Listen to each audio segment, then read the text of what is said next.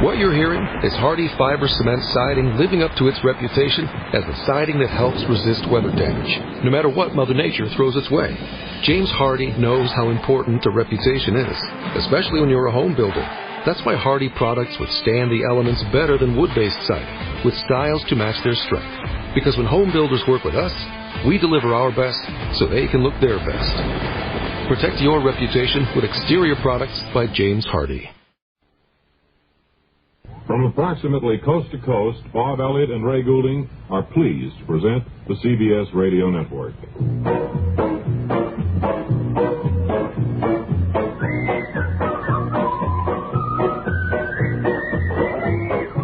Well, hello, everybody.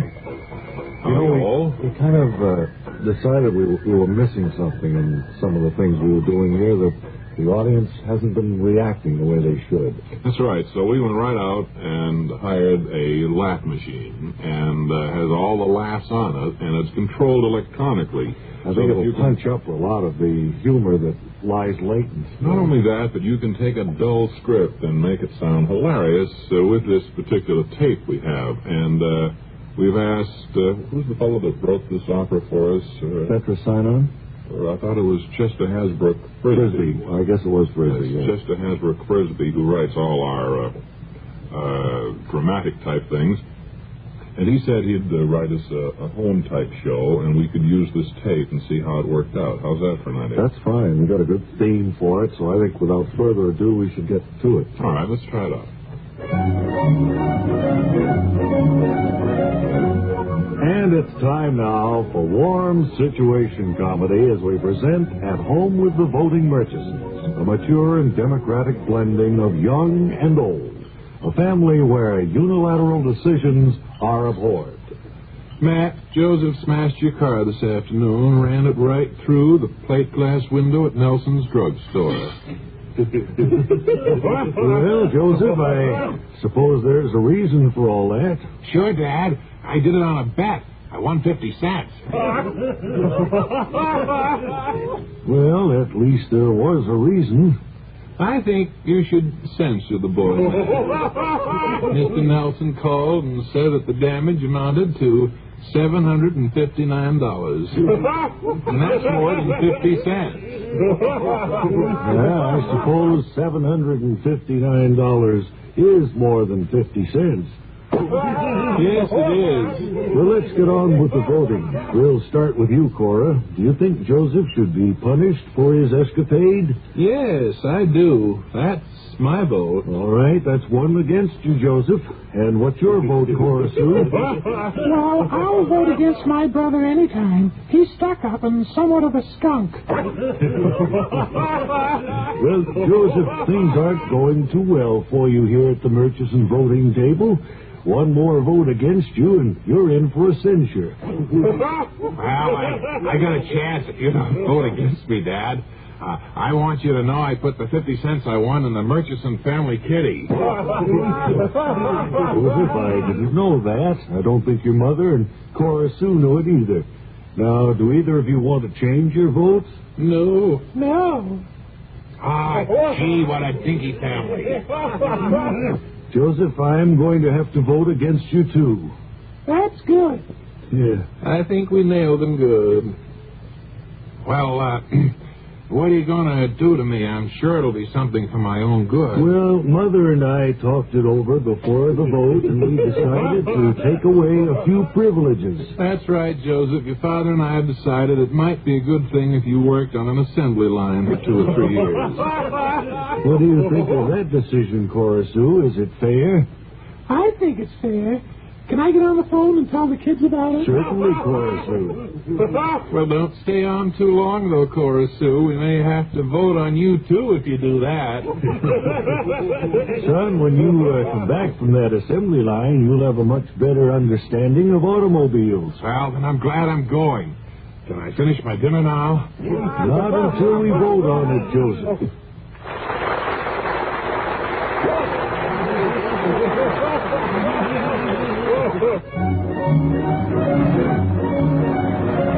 So it goes with the voting Murchisons, the mature and democratic family next door.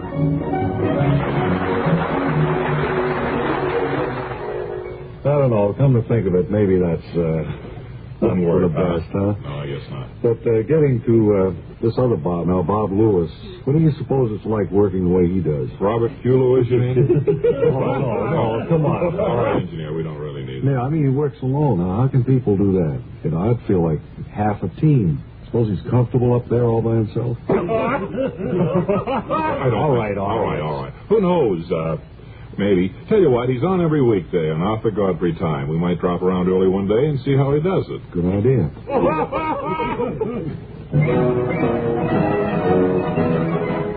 And hello again, sports fans. This is Biff Burns in the Biff Burns Sports Room, ready to interview another outstanding figure in the sports world. In this case, our old friend Bill Hockey of the Indiana Mustangs, funky shortstop, who just this past week was sent down to the minors. Bill, I wonder if you could give a little of the background as to how your career seems to be going downhill at this point. Well, I don't know as I'd use that phrase to describe my career, Biff. Going downhill. I don't like to think that that's what's happening to me. Well, being kicked out of a top-flight team like the Mustangs and sent down there seems to me to be a little of a setback. How long were you with the Mustangs, Bill? Well, I went to spring training with them this year, and they kept me up until they had to cut their roster back to 48. So to make room, they had to let me go. Isn't it true, as a great many of the sports writers pointed out, that you suffered a lot of head colds? Well, I seem to have been kept plagued out with of spring training quite a bit, didn't it? I think that's probably one of the biggest reasons why I didn't stick with the team, because of all my colds. And I have sore feet. I can't run very well, and my hitting has been off this year. What was your average when you left the Mustangs? 58. 58.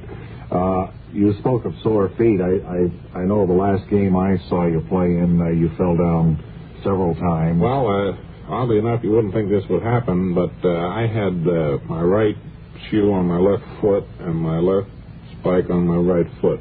You wouldn't believe that could happen, but I do in your case, Bill. I do believe it did happen because I saw it with my own eyes. Mm-hmm. Well, it was a rainy day, and we didn't know whether the game was going to be played or not, and the manager said, get in the uniform, hurry out in the field, so that's what happened. You look pretty awkward out there, I will say that for you. Thank you. Now, there was one outstanding play you made this past season, a running backhand catch. That was off the bat of who? That was hit by Larrap and Lou Jolly of the St. Paul team. He got a hold of a high outside pitch, Biff, and as you know, I was playing right field. That was before I became a scrappy shortstop. And I was more or less a sweet-tempered right fielder. Yeah. And at the crack of the bat, I sensed that this ball had distance to it. Had your name on it, too? Had my name on it. It was. Or would you put it that way? I wouldn't put it that way. And it was just, no, I don't think so. Well, put it any way you want. Right. And it was just a question whether it had the wings to get over the fence. So I backed up for it. And never dreaming you'd be able to snag it, huh? That's right. And it was probably one of the most, the nicest catch I think I ever made. Yes, but of course you dropped it after the catch and the run scored, and it was the run that won the game. I see our time is running a little bit short, but for all of the kids listening in, do you have any advice on how to turn out to be a ball player like yourself? Well, I'd say any kid who wanted to grow up and be a major league ball player, Biff, is to every time he sees a ball, pick up that baseball, throw that ball, get to know that ball, handle it. Really up. I want to thank you, Bill, for dropping by today. When you grow up, you're going to be holding on to a ball. This you're is going to be playing until next time. So long. You'll be a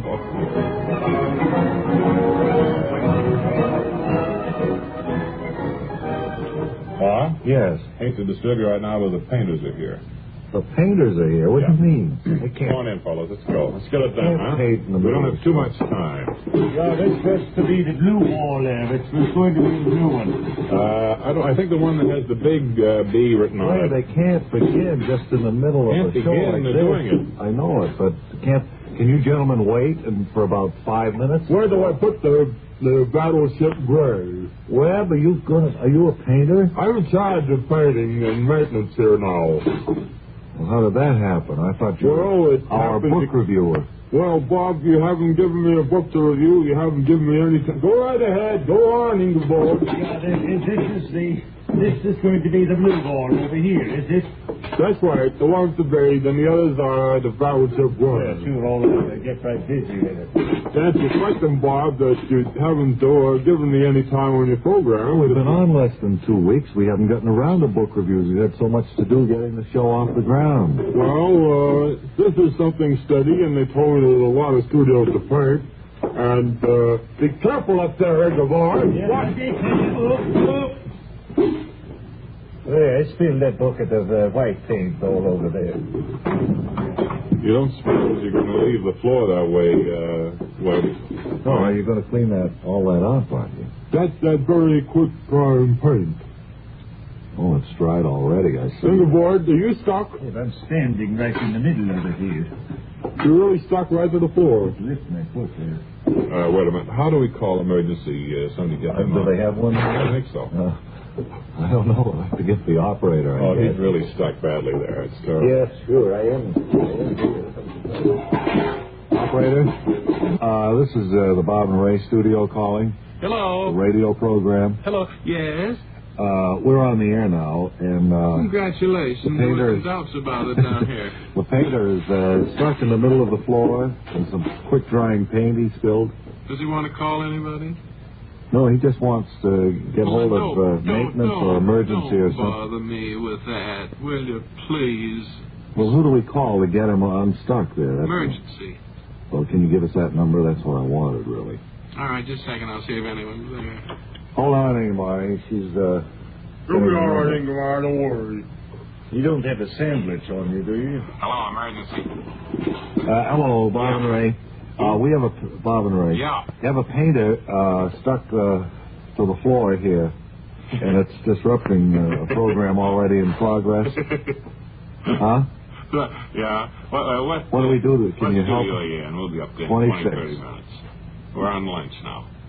Well, I know it. We just wanted to finish the show in a big finish way, and we can't with him stuck there. Studio, what is it again? 26. 26. Okay. All right, they're going to come up with it. So, you can just take care of them. Keep them quiet. Wait a second. I have an idea. Could you throw... do we have a tarpaulin that they cover the pianos with? Throw it over There's one Ingeborg. over there on the piano. Well, throw it over Ingeborg for now, because it bothers me to see him in. I have to look at it. Swell. You don't mind, Ingeborg? No, that's all right. Good. All right. 10 minutes till the end of it. All right. Now then. Where's the impersonator that was booked by Wilbur Conley, the young squirt who works for us? Is he here? Yes, sir. That's you, I guess, sir, huh? Only too long to talk to you. Just, what is it? Line. All right, Webb, will you just... All right. I'll stand still till the program's over. I'll wait for the emergency. What is your line of show business entertainment, sir? I'm a tree imitator. You imitate trees? That's right. Do you do this on television? Do it on TV shows, small, intimate nightclubs. Takes me maybe 20, 30 minutes to do my act, depending on applause, encores, one thing or another. I've never heard of an act of this sort. How many trees do you have in your repertoire?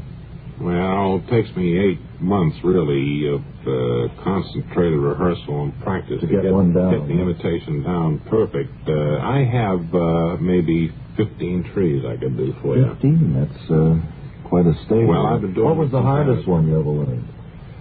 I think the forsythia bush. Uh-huh.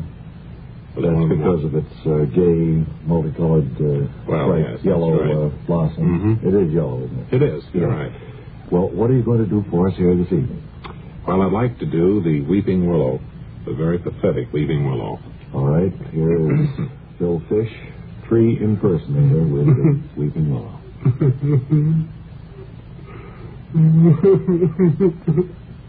Like that, audience? Yes, they do. Very good. I wish we had time for more. But our time just about has run out on us today. This has gone very quickly. I see emergency is coming in the studio now. Thank you very much, Phil. Maybe we'll have a few more of you. Good, wonderful. Thank you. And we will be here, chances are, tomorrow at the same time. He's over under the top hall. Over here, sir. Until the next time, this is Ray Goulding reminding you all to write if you get work. Bob Elliott reminding you to hang by your thumb.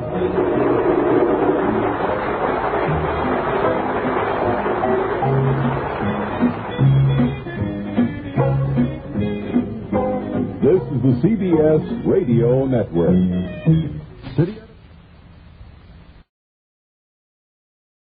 City